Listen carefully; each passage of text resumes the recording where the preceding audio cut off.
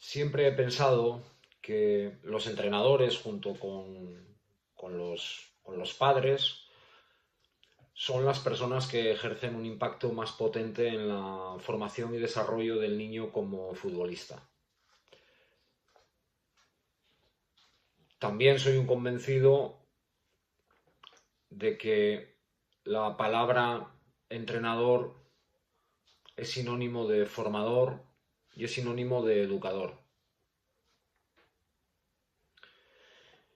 Ni que decir tiene que cuando hablamos de la formación de un futbolista, hablamos de la formación de una persona. Por lo tanto, el trabajo y el impacto del entrenador va mucho más allá de un simple desarrollador de facultades deportivas. Hay una visión de los entrenadores muy generalizada y que probablemente coincida con la realidad, por la cual entendemos que los entrenadores son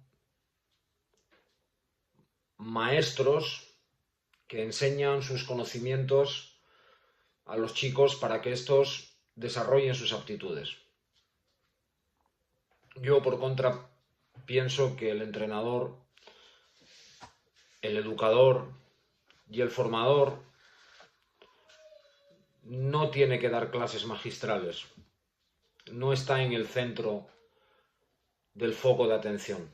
El entrenador debe de ser un facilitador de oportunidades de desarrollo.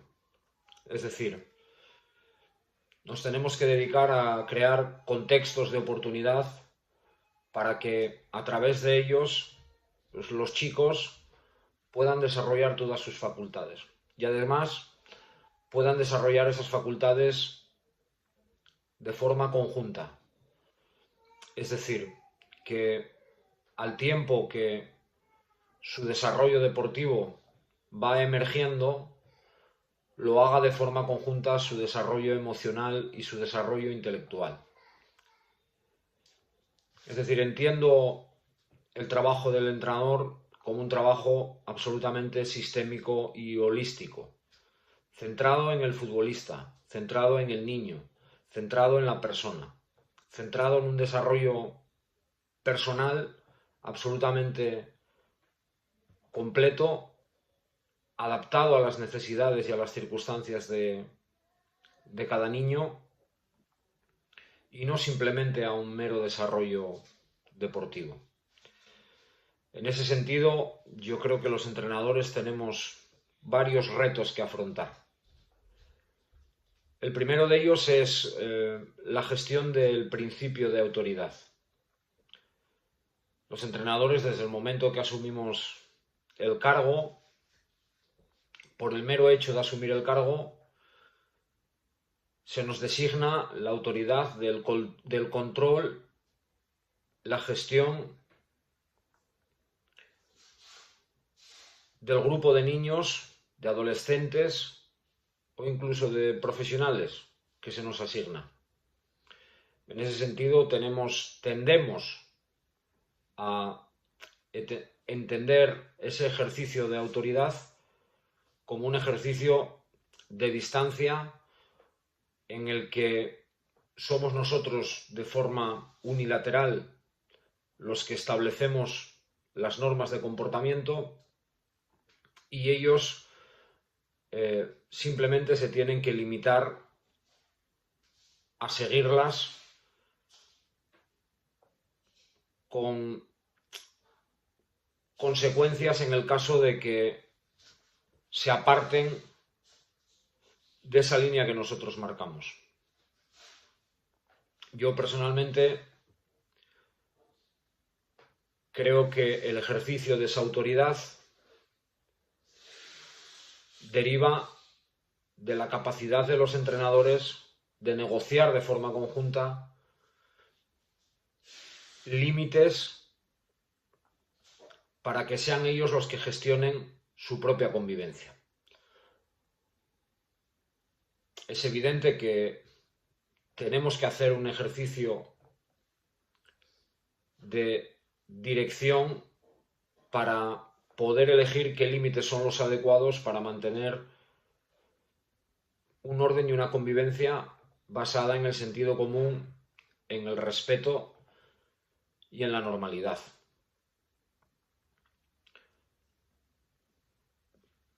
No solamente el nombramiento como entrenador te hace ejercer la autoridad. En muchos casos, y el caso del Atleti es uno que podemos destacar claramente, el escudo que llevas en el pecho provoca que esa autoridad sea vista con mayor respeto. En muchos casos, ese escudo que llevamos en el pecho y que lleva la marca Atleti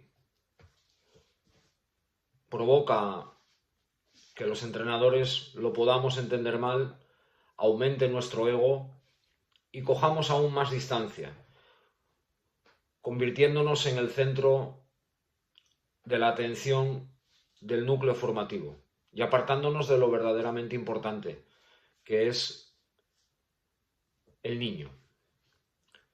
Dicho esto, yo creo que la verdadera autoridad de un entrenador es la combinación entre la autoridad moral y la autoridad que te da el conocimiento. Los niños, los adolescentes, los que están próximos a ser profesionales y están en su última etapa de formación, reconocen con rapidez las capacidades del entrenador y sus conocimientos con respecto al juego. No necesitan mucho tiempo. Ese conocimiento de la materia, ese conocimiento del juego, genera mucho más respeto que una autoridad que deriva del cargo o una autoridad que deriva del escudo. Por otro lado, hay otra autoridad mucho más potente aún, que es la autoridad moral. Esa autoridad que genera un vínculo de afecto y cariño entre formadores y futbolistas que hace que el trabajo del entrenador trascienda verdaderamente, porque el niño se da cuenta que aquella persona que dedica su tiempo a intentar ayudarlo a ser mejor, le genera confianza, le genera empatía, le genera cariño y por lo tanto le genera contextos de motivación para mejorar.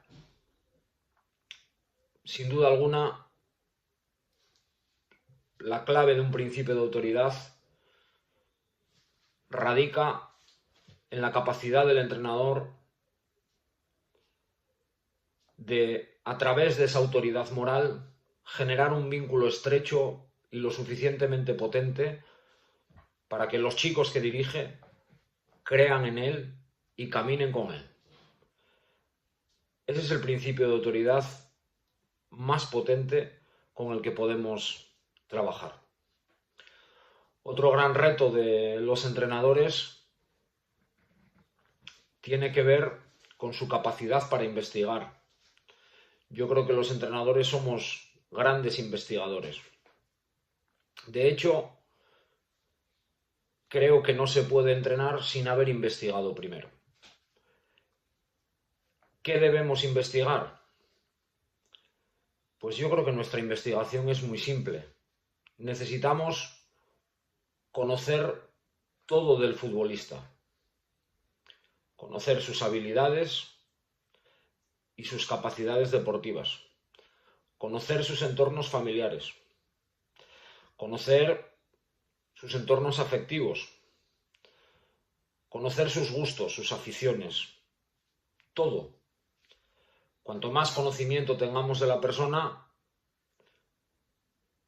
podremos desarrollar planes de intervención mucho más atinados, mucho más certeros y mucho más cercanos a lo realmente importante, a la necesidad del propio chico.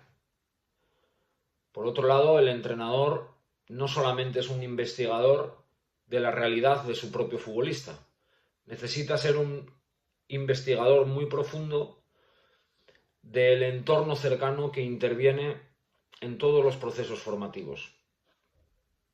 Léase personal del club, léase compañeros del staff técnico, léase cualquier persona que tiene una intervención directa sobre la formación del chico. ¿Por qué necesita el entrenador esta información y necesita el entrenador estos datos? Pues porque el entrenador necesita juntar a todos en el mismo proceso para encaminarlos en la misma dirección. Es decir, el entrenador por sí mismo no es lo suficientemente potente para generar un impacto de calidad. Necesita que todo aquello que esté en el entorno de trabajo del niño esté alineado y trabajen en el mismo idioma, con la misma dirección y con los mismos objetivos. Si ubicamos al niño en el centro del aprendizaje, todos los que rodeamos ese aprendizaje debemos estar alineados con una misión común. Y para poder alinear a la gente con una misión común, necesitamos saber cuantas más cosas mejor para poder realizar aquellos planes de intervención que necesitemos hacer para que todo el mundo esté convencido. Por lo tanto, el entrenador es un gran investigador. Si nos limitamos única y exclusivamente a hablar de fútbol, el entrenador es un investigador de capacidades.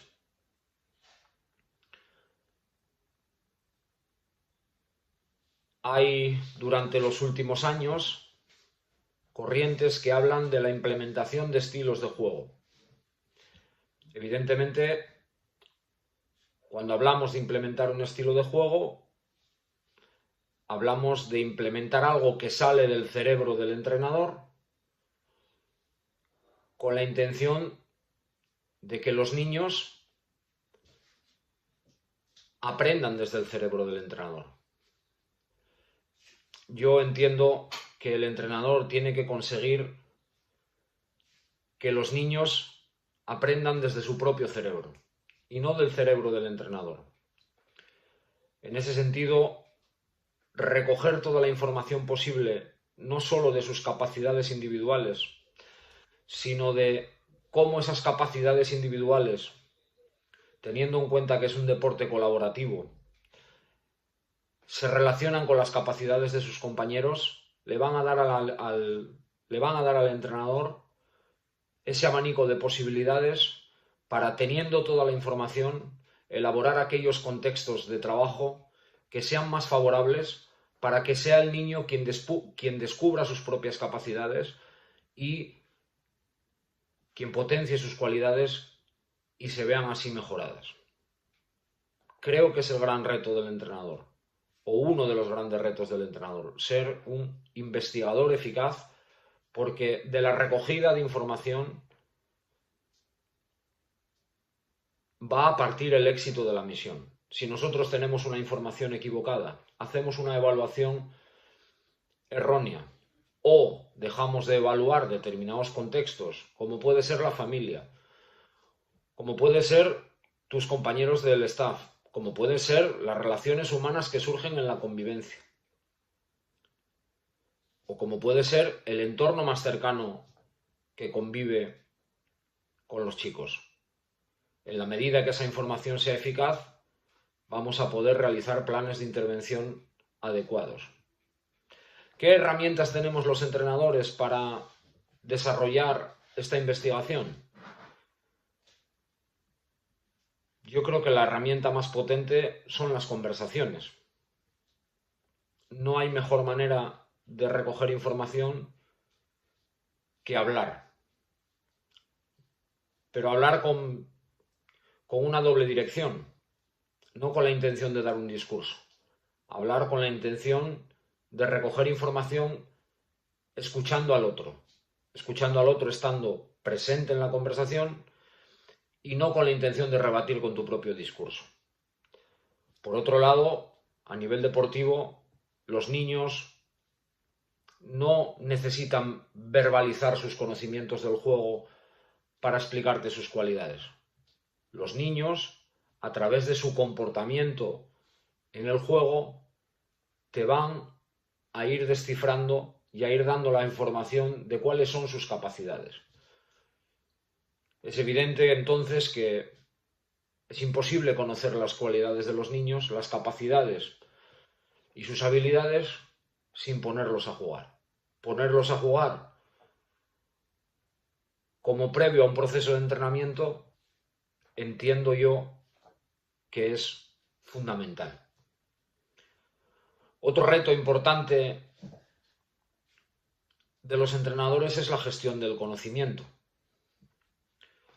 Como digo, para mí lo fundamental de un entrenador es entender que no hay enseñanza, que hay aprendizaje.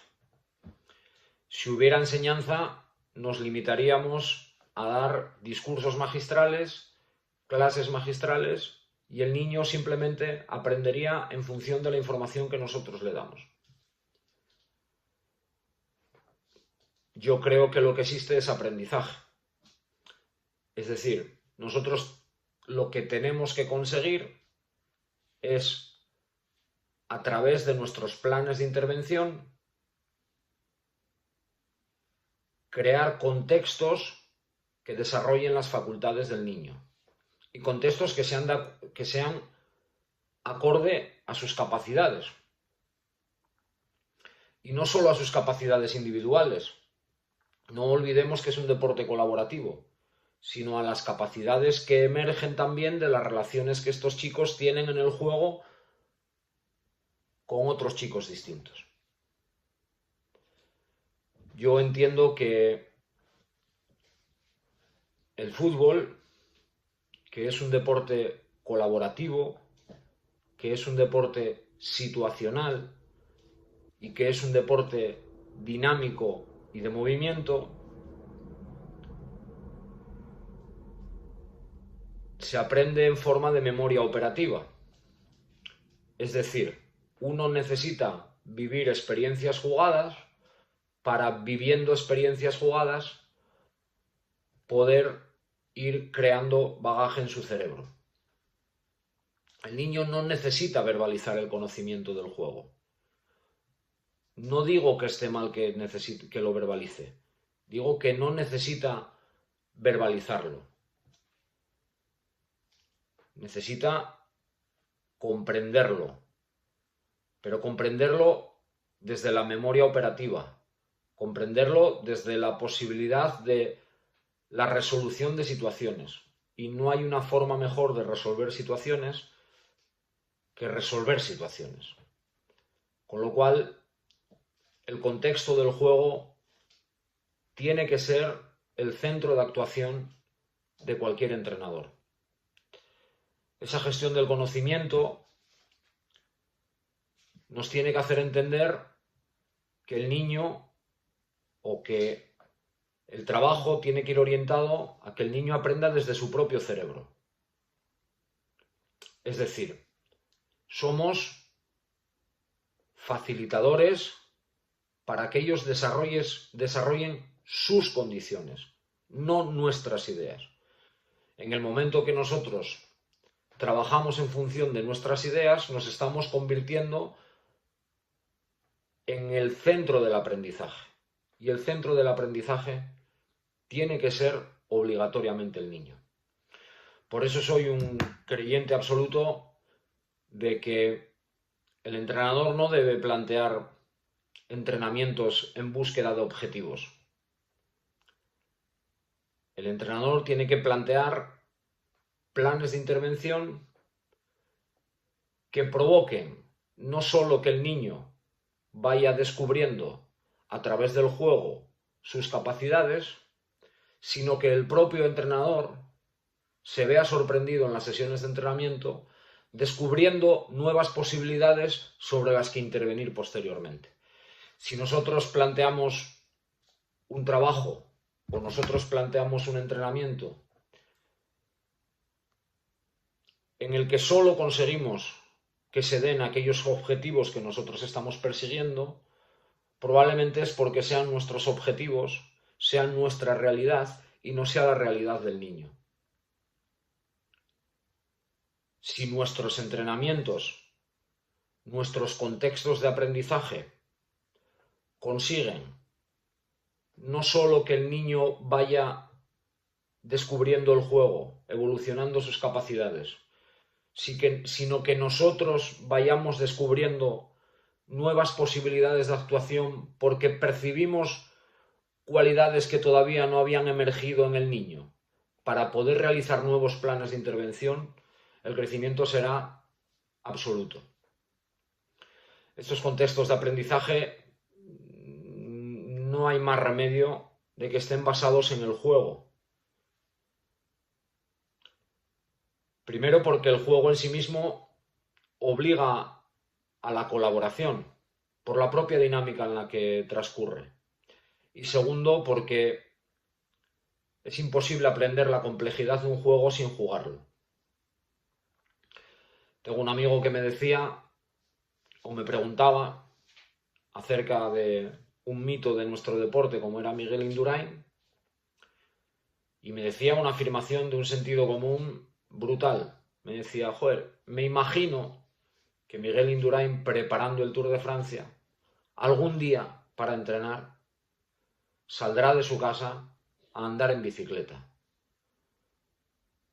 ¿Por qué nosotros, si somos futbolistas, no jugamos al fútbol entrenando? El juego, en toda su riqueza, tiene que ser, sin duda, el centro del proceso de aprendizaje. En la habilidad del entrenador está en cómo contextualizar ese juego para que el juego vaya desarrollando las capacidades de los niños. ¿De qué os estoy hablando? Pues os estoy hablando del número de componentes que se vayan a utilizar.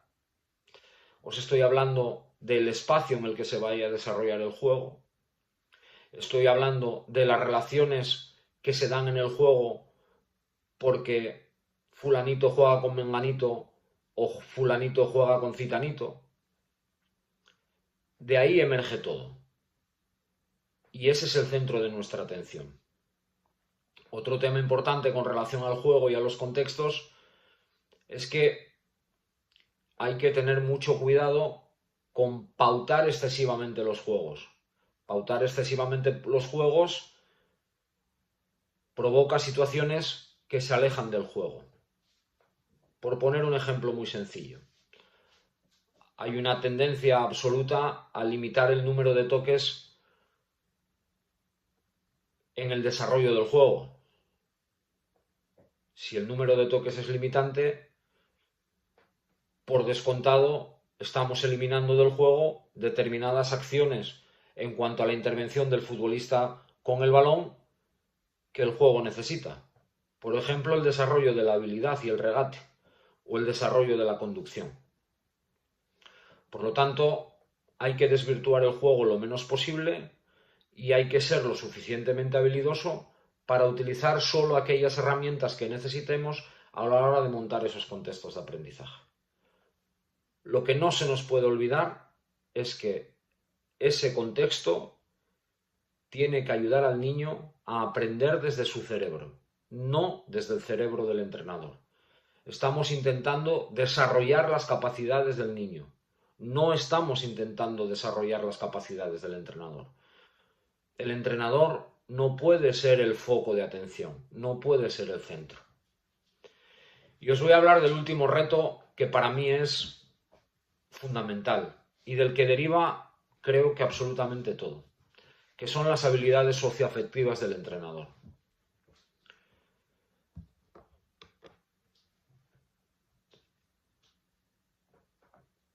El entrenador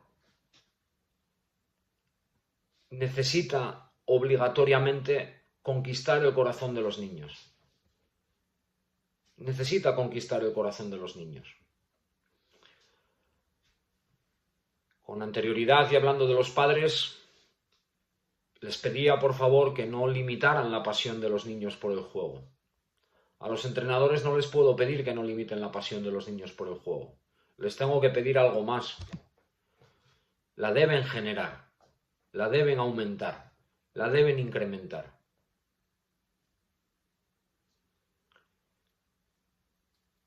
En una relación formador-alumno, entrenador-futbolista, una relación en la que no haya un impacto emocional, es una relación incompleta. Por lo tanto, el entrenador tiene que llegar al corazón del niño, necesita emocionarlo. El niño necesita sentirse querido, arropado, empatizado con su entrenador. Por lo tanto, las habilidades de comunicación para un entrenador se presumen fundamentales. Un entrenador que no tiene habilidades comunicativas, y no hablo solo de la capacidad de soltar un discurso, hablo de la gestualidad, hablo de adaptar la conversación no solo a las edades del niño, que ya presupongo, sino a la propia personalidad del niño. Habrá niños que requieran un tipo de intervención comunicativa, que probablemente sean muy diferentes a las que requiera un mismo compañero de su mismo equipo y de su misma edad. Por eso, en un principio, os decía la importancia de investigar, de no ponernos a entrenar, de que el paso previo más importante que debe dar un entrenador es adquirir conocimiento de todo lo que le rodea.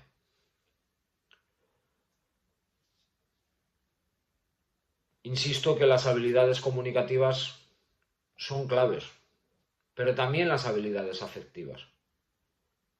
¿Por qué entendemos que el entrenador tiene que generar distancia? ¿Por qué entendemos la figura de un formador, de un maestro, de un profesor, de un entrenador como alguien que está en un púlpito? ¿Por qué? Generalmente porque centramos al profesor, al entrenador, al formador en el centro de atención del proceso formativo. Y el entrenador es un simple facilitador, el maestro es un simple facilitador. Y si no somos capaces de conquistar el corazón de los niños, de generar pasión, de generar vínculo, afecto, cariño, no vamos a ser convincentes. Y la única herramienta que tiene el entrenador es su capacidad de convencimiento. Hace poco escuchaba una entrevista del seleccionador nacional de Luis Enrique que hablaba de uno de nuestros mitos, del Atleti. Sin duda, el mejor entrenador de la historia del Atleti. Hablaba de don Javier Clemente. Decía que durante mucho tiempo le habían preguntado quién había sido su mejor entrenador. Aportaba varios nombres en los que destacaba Van Gaal por su destreza y habilidad a la hora de enseñar el juego, de enseñar la táctica y de enseñar conceptos. Sin embargo, dice que producto de una reflexión llegó a la conclusión de que fue, sí, nuestro mito, sí, fue don Javier Clemente quien le impactó definitivamente. ¿El por qué? Porque había generado un vínculo tan fuerte con él y con sus compañeros que, como textualmente él decía, se hubiera tirado por un puente por él. Y que además ese vínculo lo había creado desde el cariño, desde el afecto, desde el refuerzo positivo y desde la amistad. Y uno tiene la sensación, cuando observa a los entrenadores de hoy en día,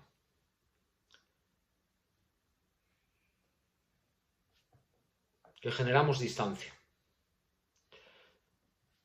A veces me hago la pregunta si nos han dado una importancia que no tenemos. entiendo que esta parte, sin duda, es la parte más importante del trabajo de un entrenador. Esa capacidad de generar vínculo, confianza, cariño, amor, afecto y conseguir que esos chicos que tienes a tu disposición se enamoren de ti para que tú les ayudes a descubrir sus capacidades. Espero que os haya gustado el vídeo y, como siempre, Aupa Atleti.